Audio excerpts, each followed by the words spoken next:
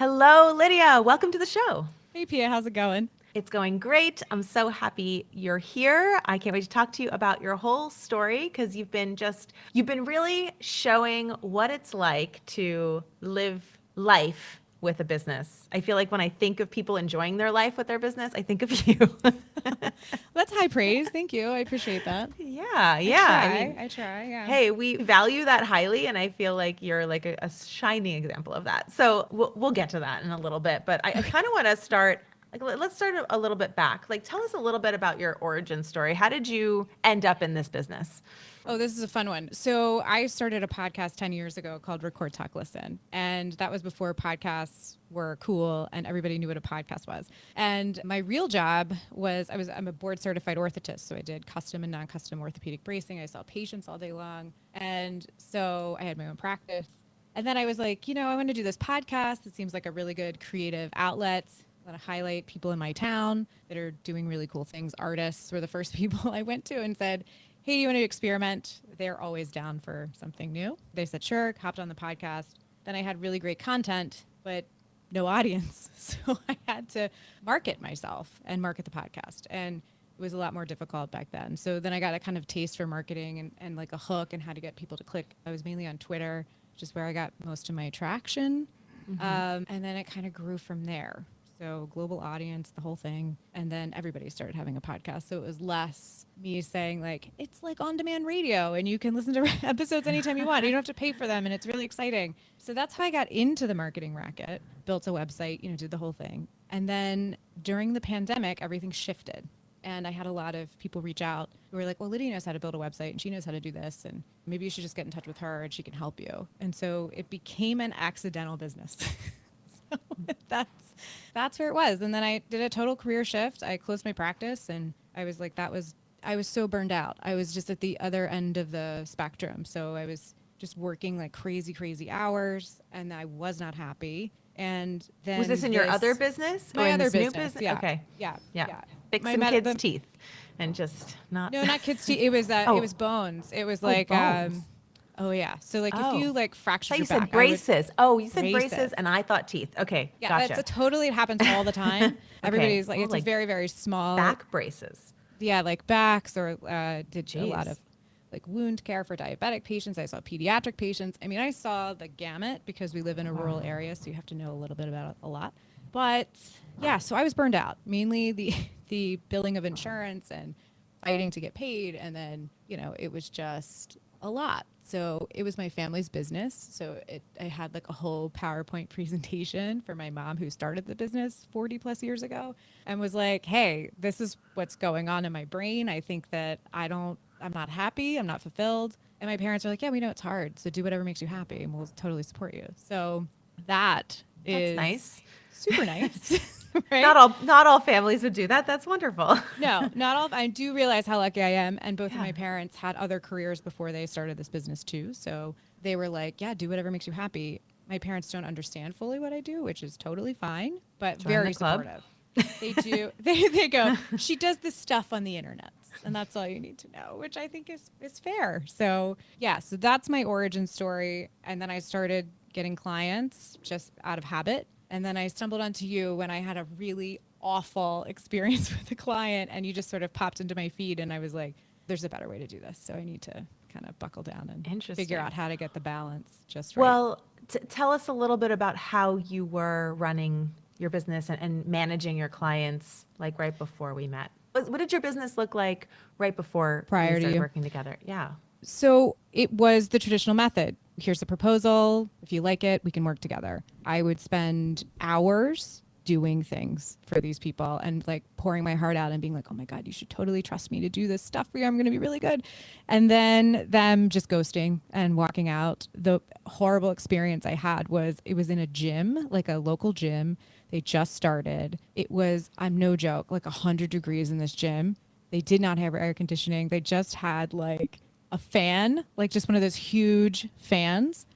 And I was like, I'm sweating and I'm like going over this proposal with them. And they're like looking at me like, this is going to be way too much money, but they wanted a lot for a little, right?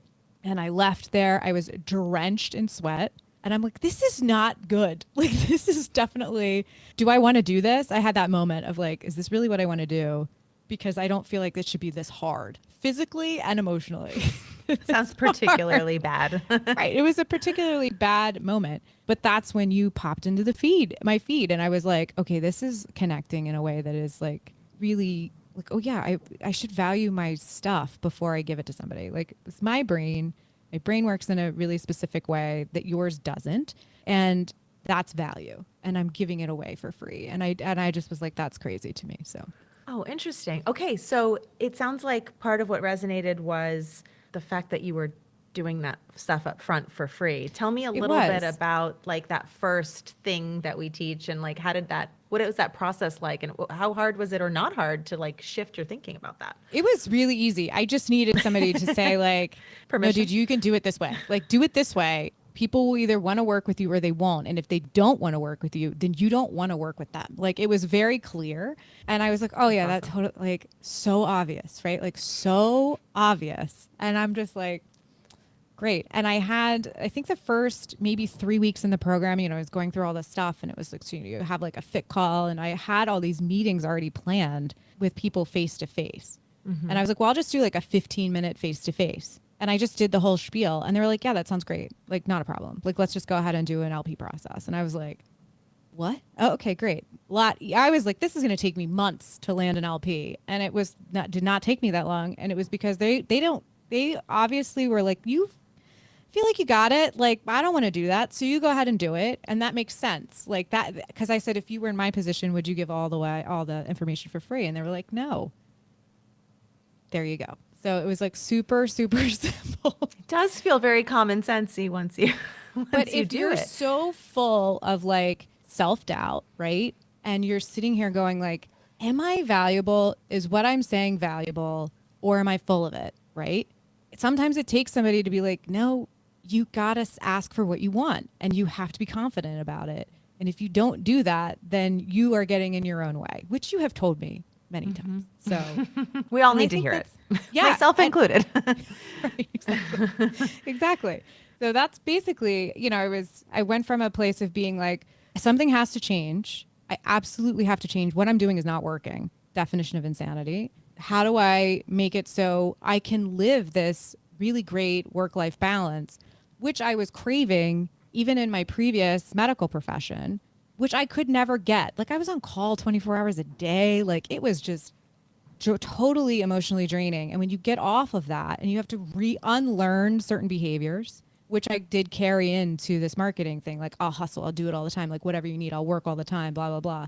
When you start to unlearn those processes, it really opens you up to being more creative and less stressed, which allows you to show up for the people that you want to work with in a way that's like very genuine and very trustworthy. Like you're building that trustworthiness with them and it makes it easy for them to refer clients to you and all that kind of stuff. So thanks for showing up on my feed, I guess. Yeah, you're welcome. I love how you just framed that because what I heard you say was the stress is like a lot of people, again, myself included, I think a lot of people carry that habit of I'm working really hard. I'm sweating here. I'm grinding. Yep. So that's how I'm showing you how much I care and how much value I'm giving you. But actually, that's not how you give value. And when you don't have that stress, that's when you can give more value. So if you're sitting there thinking, I want to give so much value. I care so much about my clients. Like the hustle is actually not the way.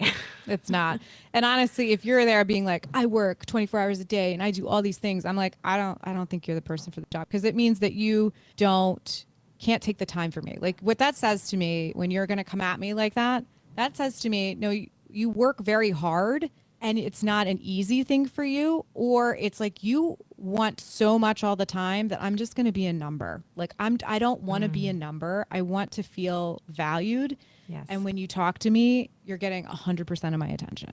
And that's what that's what I want. That's the ideal situation. I don't want like people fighting over my time. That's not what it's about. And it's sort of, and me too. So it's sort of like, I don't want to take on a client and then be like, well, I need a break. So how am I going to schedule all of that in without going absolutely bananas? So if you're coming at me like full tilt, I'm going to be like, this is not going to work. Right. Such a good point. Yeah. I always tell people, I'm like, I don't want to hear about your other clients and how busy you are. No. Like, I hire No. you. I want to feel like I'm the most important client for you. So, Exactly. I mean, right. that's why someone says, am I your own? You make me feel like I'm your only client. And I said, well, that's good. And that's all I say. That's Yeah. great. Right. I don't say, well, you're not, because that's like, what's the value in that? So that's great. Perfect. End Yeah. of. So, Yeah, I love that. yeah. So tell me a little bit about that, the process of unlearning. What kind of challenges came up along the way? Like what were the hardest parts about that for you? And To be quite honest, the hardest part was just being in a place where I didn't feel like I needed to do something. That was the hardest thing for me. So I'm like, I have 20 minutes, but I have the afternoon. I don't have to do anything this afternoon. You know what I could do? You go through the list. I could prep for this. I could do this. I could do that. And, and in the beginning, I just was like, let's just roll with it because I'm going to give myself some grace here. But as it kept going, I'm like, no, you just need to not do anything. Like, just don't do anything because your brain needs a break. Like, it needs a reset. It needs to breathe. It needs to not be on all the time. And I have a feeling like, I mean, I do this when I see something that's like could be done better with the marketing brain. Your brain then goes into hyperdrive because you're like, ooh, I can fix this. I can fix that. Instead of just being like, well, that's not how I would do it. And then just move on because I just can't, sometimes you just can't turn it off. But sitting and being okay with not being available also all the time is something that was really hard for me in the beginning too. So it was sort of like, do I need to answer every text? Do I need to answer every call immediately? How can I dial back my availability to people, which was hard in the beginning, but also known as boundaries. You Yes. found your boundaries. I did. Well, Yeah. so that's hard in the beginning. That's so amazing. Like it's such an amazing feeling to start to adopt that feeling of, I don't have to answer this right away. I don't Right. owe you this frantic reply. I can roll my eyes and I can be like, ugh, I'll get to it in a minute. Like, I'll just put it Yeah. to the side and be like, that's not my focus right now. Leave me a message and I'll get to it. It's Right. it's not an emergency, which was hard for me because 9 times out of 10, if I was getting called into the hospital, it was an emergency and I needed to be Right. there within 20 minutes. So it was sort of like, okay, that's how my brain was going. That's how it was wired for the majority of my career. And now I'm like, that is not the hospital calling. Chill out. It's going to be fine. Nobody's going to be more injured or less injured if you do not pick up that call. Well, it's so funny because I think that's a very, very common habit that people come in with that they have Yeah. to break. But you have like a legitimate reason for having that happen. Yeah, I was conditioned. Yeah, 100%. You literally were in that position and had to unlearn it. Yeah. Maybe that made it more obvious for you. I than think for others. No, I know what it was. It was my husband who was like, you're not on call anymore. And your nervous system, I think for the first time in a long time, my nervous system was able to reset because you're in this total mindset. Like I get calls at 2 or 3 o'clock in the morning. I have to get up and go and just be functional and then see patients the rest of the day. And they didn't care if I had to get up at 2 or 3 o'clock in the morning. Right. But it's a whole thing. Like it's a whole rewiring of your nervous system. Once you get all of that, cortisol and adrenaline out of your system, it takes a minute. And so, yeah, my husband's like, you don't have to go to the hospital. Yeah, there are no design emergencies the way Right, there exactly. are. Exactly. There are no Right. design emergencies. Okay, so tell me a little bit about you. This was kind of challenging at first. Like now that you have incorporated these boundaries and like fully adopted them, what does that change about how you kind of like live your life and incorporate your business into it? Like, how do you think about this whole ecosystem now? Well, it is fully integrated, which I think is something that took me. I think when I started the program, I was like, okay, I'm going to do this. I'm going to be like all-star student. I'm going to do all the things. And then life happens, like the money dries up really quick. You freak out about that. And then you go, oh my God, I'm in panic mode. How do I get back to basics? And also just be like, trust it. Just trust it. Don't overthink it too much. Don't try to undo the thinking that has been laid out. Once you get into that mode, then when you do have these boundaries set up, it allows me to say to somebody, I would love to work with you. This is the time I have available for you. It's no longer like, I'll do it whenever you need it. Like, let's do it whenever. It's very scheduled. It's very intentional. And I think that people appreciate that because it's like, look, I want to give you 100% of my attention, and I don't want you to feel like you're missing out. And I think a lot of people, I was afraid that people wouldn't wait to work with me. That's not the case. So it's sort of like, they're like, yeah, that's fine, whenever. That when's your schedule? Okay, yeah, we can do that. Not a problem. I was afraid of somebody working with somebody else, and I've totally given up on that. I was like, hey, if this doesn't fit your timeline, that's totally fine. I recommend other people, and I have a few people I can send them to. And I'm okay with that because I'm content. I feel more content with the work that I'm doing, and I'm not like constantly on the hustle, which is a thing. So, it's there, and I do the outreach, and I do like kind of keep it going, but it's also like, oh, it's like things are happening kind of naturally. And then growing into the program being like, okay, I'm really confident in these aspects. Okay, so what's the next thing? Like authority, right? So like you got to get into that mode a little bit more. And I think once you have the confidence of the baseline, then everything starts to fall into place. Not to say it's and as you said, it's not a straight line. It's not total trajectory upwards. It is an up and down roller coaster situation, but you have the tools to pull yourself out and like do what you need to do. Well, it sounds like, yes, business is a roller coaster. And so you have settled your nervous system so that you can handle the up and down. And that's what we all kind of want. Yeah. And as far as this like life balance, I love that you're like, you have the like this whole thing. I was doing all of the same things, but was exhausted, right? So I was, we throw like 3 big parties every year, and we were doing all of these things while I was working, right? So it was sort of like, now I get to do them and I get to fully enjoy doing them instead of just being like exhausted going into one thing. It was just like an exhaustion, hamster wheel kind of a deal. And so now it's like, oh, I get to actually enjoy and plan these things and spend time with the people in my house instead of running around like a crazy person, 20 minutes before they arrive, so wow, those are all things amazing. that are, yeah. For our listeners, the reason I say this is because like we're always celebrating wins, and like Lydia always has such gorgeous photos of, she's like, I just went on this hike, like I was just here in this beautiful place with my family. Like I just only picture Lydia out in nature. Yeah, I have a garden that I like love. It's my pride and joy. Garden. It's right in my backyard. I sit in the afternoons in the summer when it's warm. It's very cold and snowy here today, but when it's warm and really nice, I sit out there with a book. I leave my phone in the house. The dog and I chill in the garden, for about an hour just to read. Like those are goals that I put in place for myself. I'm be like, I'm going to work really hard because I want to go read for an hour in the garden. I think that's like, these are achievable goals. And I think that making money and being financially stable is a huge benefit to doing this, but it is not for the faint of heart, I got to say. And my parents started and ran a business, so I know exactly, I grew up in a business. So it's not a foreign concept to me, but the fact that I can do my work from anywhere has been amazing because I can travel and spend time with people I want to spend time with and work if I need to do a few hours of work a day. It's not a big deal. Right. So you've really embraced the flexibility, because I think a lot of people can do that, can work from anywhere, it's funny. An hour in the garden to read your book in the middle of the day is both so obviously available to anyone and also probably sounds insane to so many people listening. 100%. Yeah. It's like, I get it. Like someone's like, I could wear, and okay, the phone rings, I'm in the garden. I'm not answering it.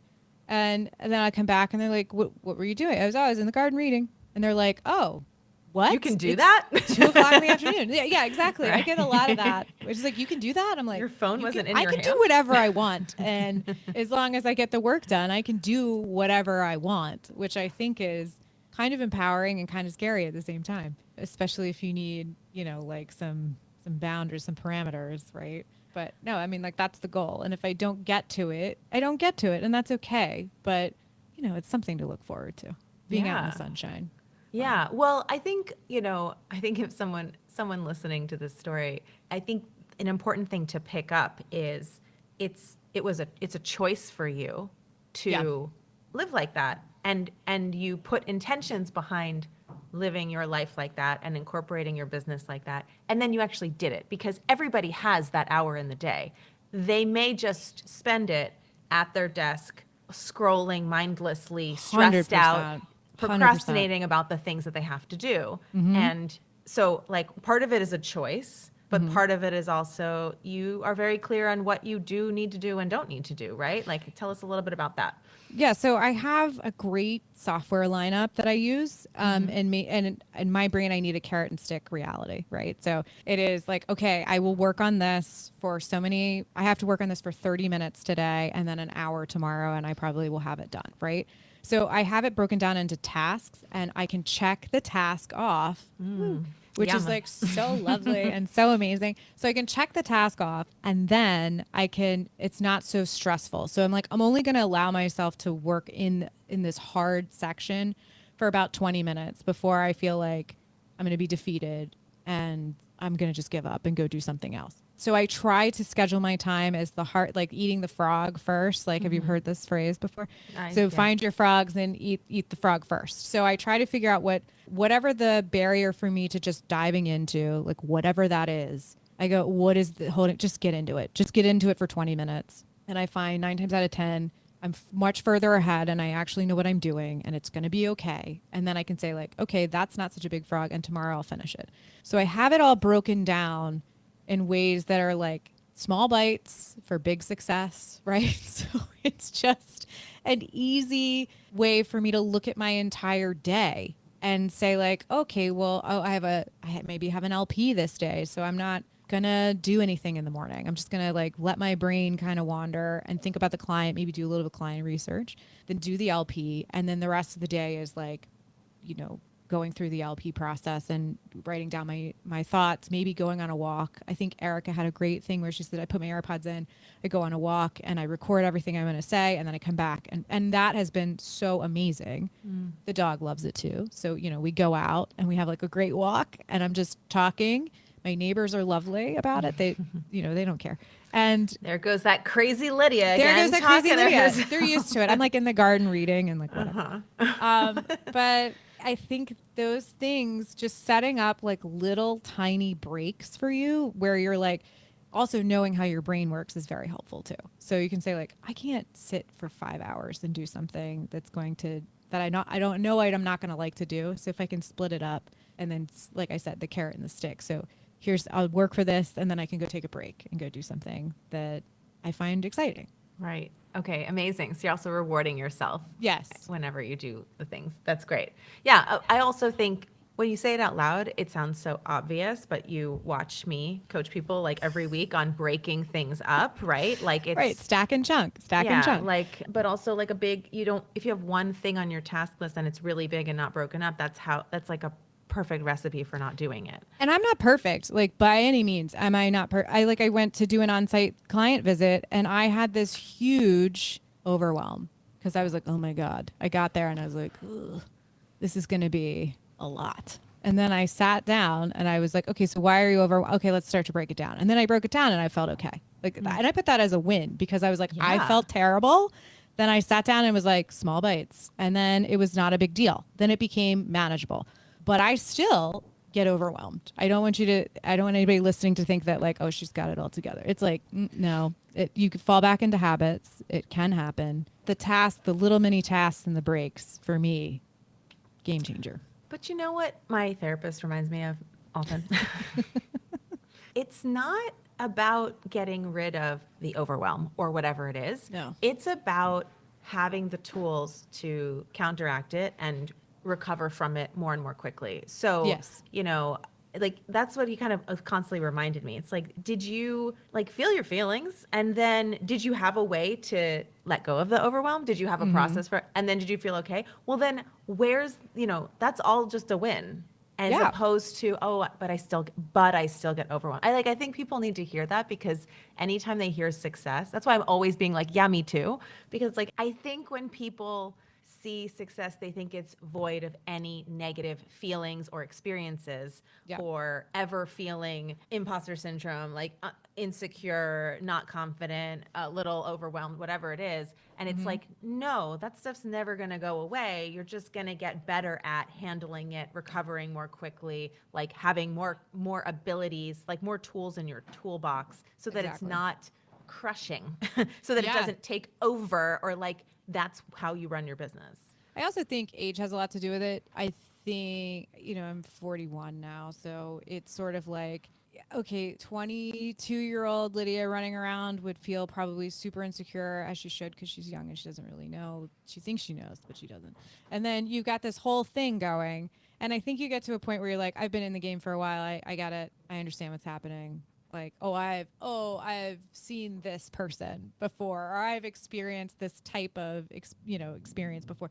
So you have a little bit of perspective and you have a really big knowledge base, and I think you lean more into that as you age, of being like, I know that, I know that type, and then you're just sort of like, but you do it with yourself too, so you're just like, you can't do that, like you're gonna have a panic attack if you do that, so there's a little bit more of you being like, slow your roll slightly, let's not get into the danger zone, let's pull back. And I think that's definitely something I've noticed in the last few years.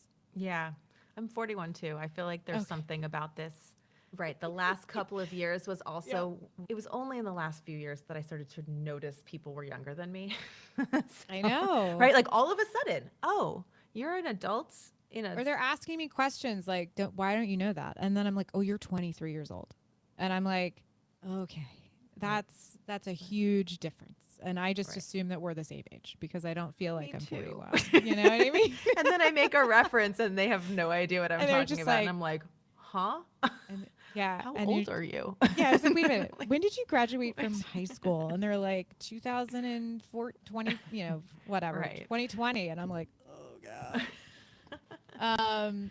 No, I just think it's one of those, I think in the last couple of years, and my best friend and I talk about it all the time, have been best friends. We were born 8 days apart. Our moms were pregnant together. So she and I have this like shared collective history that is, I know, very rare. And so when I talk to her, I'm like, do you feel like this? And she's like, oh yeah, I have like zero patience for the stuff I would like really let go. And I also think that's helpful too. It's like the stuff I would have done 6 years ago for a client, no way. Like, it's just like, I'm not doing that. Like, I'm better than that. And I know I'm better than that. And I think there's like just a little bit of a click of confidence that comes in your 40s that you don't necessarily have in your younger years. Right.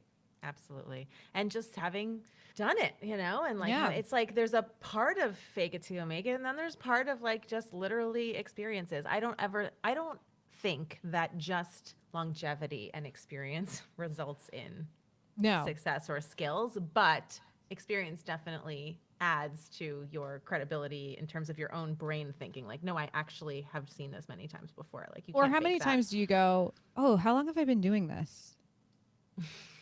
And then you're like, oh, well, you're really good at this. And you're like, yeah, I've been doing this for like blah, blah, blah, however many, how Sounds many like years. a long time.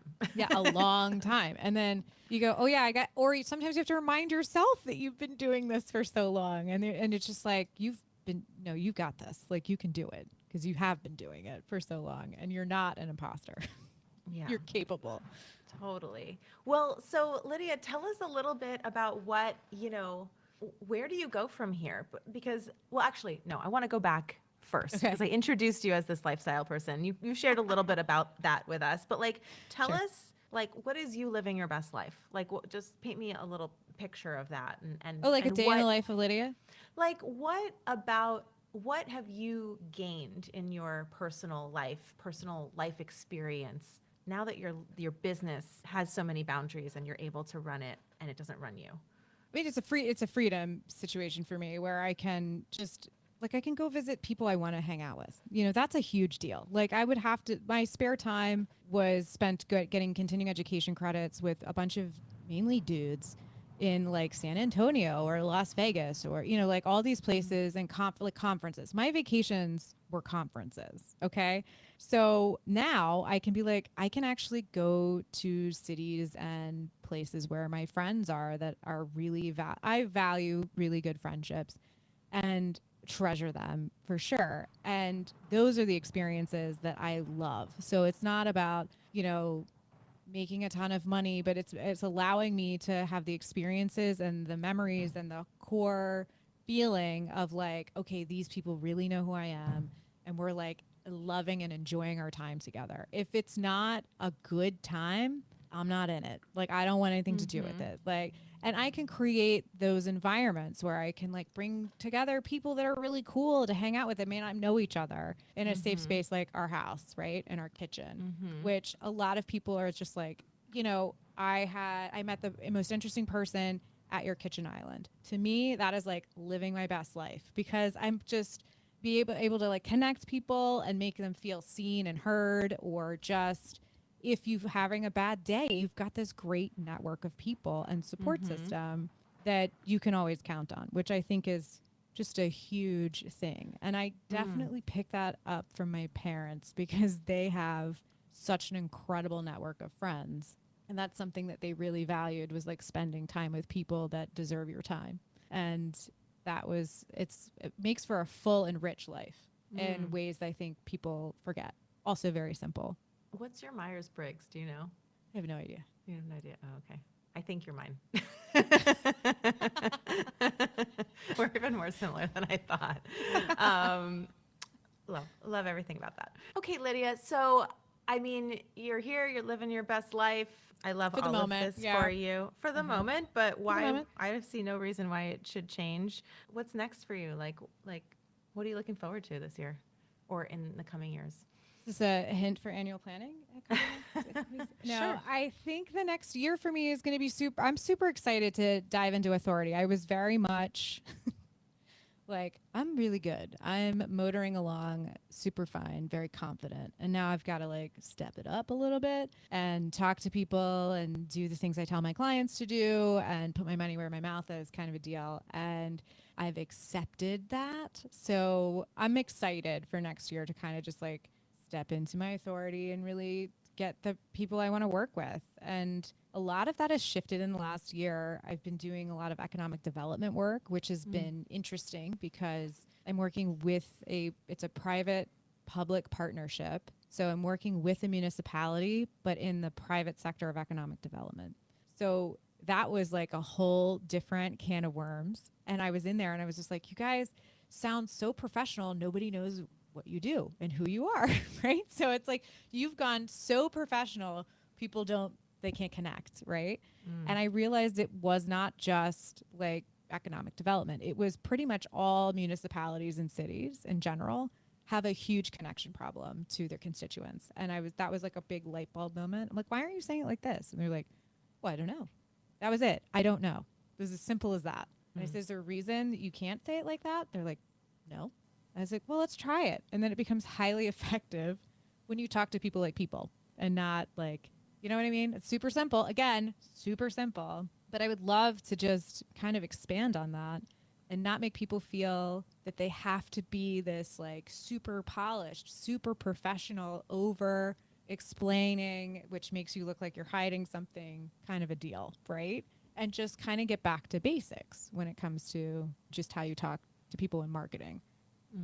That's a huge thing. So I was like, that's kind of where I want to go, I think, in the next year. I love that so much. Yeah, I think people, especially in certain professions or certain areas, certainly feel like they have to present in a quote professional way, not realizing that it doesn't matter who your market is, they're all people.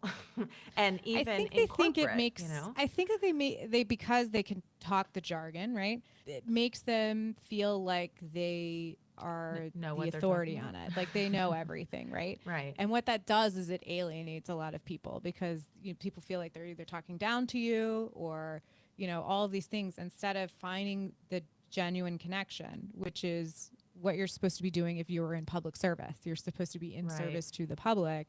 If you make them feel othered in your messaging, that's not good. So I also think jargon to a lay person may sound like they're talking down to you, but when you know a little bit more, jargon sounds like you know less.